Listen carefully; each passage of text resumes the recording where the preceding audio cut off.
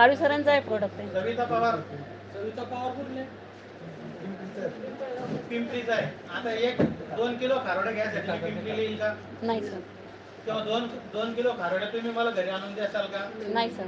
तर याच्यासाठी आपल्याला एक मध्यवर्ती सिस्टीम तयार करायची. त्याच्याकडे पहिली गोष्ट तर तुमची नोंद पाहिजे, तुमच्याकडे कोणकोणते प्रोडक्ट आहे आणि हे प्रोडक्ट ग्राहकापर्यंत पोहोचवण्यासाठी म्हणून आपल्याला एक सिस्टीम उभी करायची. आता तुमच्याकडे सगळ्या गोष्टी आहे, फक्त तुम्हाला ते लिंकिंग नाही करता येऊ लागले, युटिलाइज नाही करता येऊ लागले ते गोष्टी. उदाहरण म्हणून सांगतो मी तुम्हाला, कुठलंच प्रोडक्ट न तयार करता सगळे प्रोडक्ट विक्री करण्याचं काम एक बचत गट करू शकतो, तालुकाच करावा. त्याला स्वतःचं काही तयार करायचं नाही, तुमच्याकडचंच घ्यायचं आणि ग्राहकाला विकायचं. तर याच्यासाठी तुम्हाला एक चेन तयार करावं लागेल. जो बचत गट विक्री करणार आहे त्या बचत गटाला तुम्ही या खारोड्या काय भाव विकायच्या, त्यानं ग्राहकाला काय भाव विकायचा, त्याच्यामधलं जे मार्जिन देईल ते मार्जिन बचत गट घेईल, तुम्हाला तुमचं मार्जिन मिळेल. तुमचं उत्पादन खर्च जर समजा 100 रुपये किलो असेल खारोड्या बनवायचं, जे काही असेल तुम्हाला माहिती, तर तुम्ही बचत गटाला 110 रुपये किलोनं विका, 120 रुपये किलोनं विका, जे आपल्याला किंमत ठरवता येईल ती. बरोबर.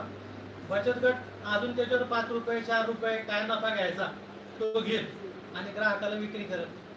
त्यानं पुढे किती रुपयाला विकलं याच्याशी आपल्याला काही घ्यायचंय का? आता आपल्याकडून तो काय भाव घेऊ लागला याच्याशी आपला संबंध आहे. हे आपल्या याच्यात सातत्यानं काम झालं तर हे काम होणार आहे.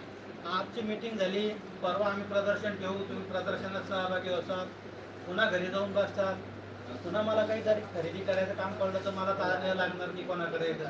बरोबर. याच्यासाठी आपल्याला एक मध्यवर्ती सिस्टीम तयार करायची की ज्यांच्याकडं तुमच्या उत्पादनाची नोंद होईल, तुम्ही त्यांना पुरवठा करायचा आणि ते विक्री करतील.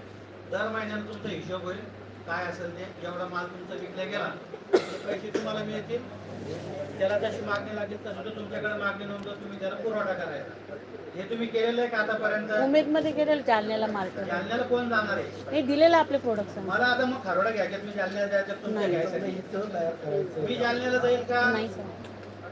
जिथं ग्राहक आहे तिथं तुमचा माल गेला पाहिजे, जिथं तुमचा माल आहे तिथं ग्राहक जाणार नाही. एक म्हण हिंदीमध्ये कि पर्वत अगर पैगंबर के पास नहीं जा सकता तो पैगंबर को पर्वत के पास. बरोबर आहे काही? तशी गोष्ट आहे. तुमच्याकडे प्रोडक्ट तुम्ही जालन्याला विकू लागले, भोकरदनचे नागरिक तिथे जाणार की विकायला? तुम्ही पहिले तुम्हाला जास्तीत जास्त जवळ मार्केट कसं उपलब्ध होईल याच्यासाठी आपल्याला प्रयत्न करायचे. तुम्ही उत्पादित करत असलेले जे प्रोडक्ट आहे ते लोकांपर्यंत पोहोचले पाहिजे, म्हणून त्यासाठी आपल्याला याचं एक दिवस प्रदर्शन करायचं आहे आयोजित.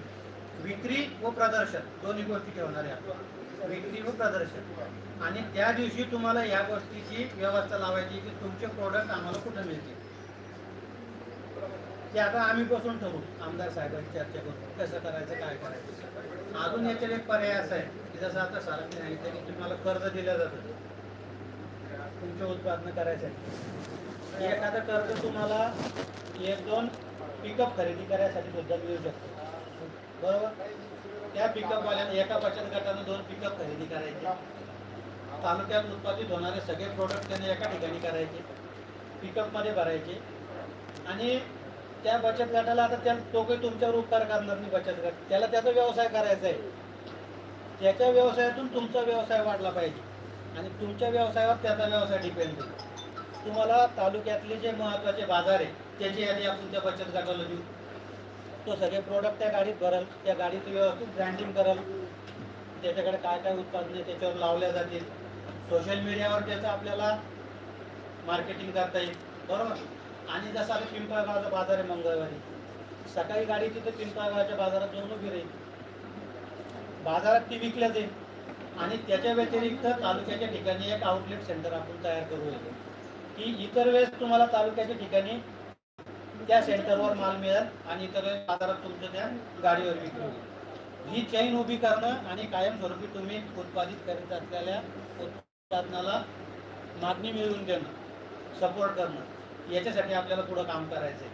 आणि हे आम्ही आज मी आलो तुमच्याकडं, मी रोज नाही येऊ शकत, आमदार साहेब बोलू शकत तुमच्या समस्या बघायच्या.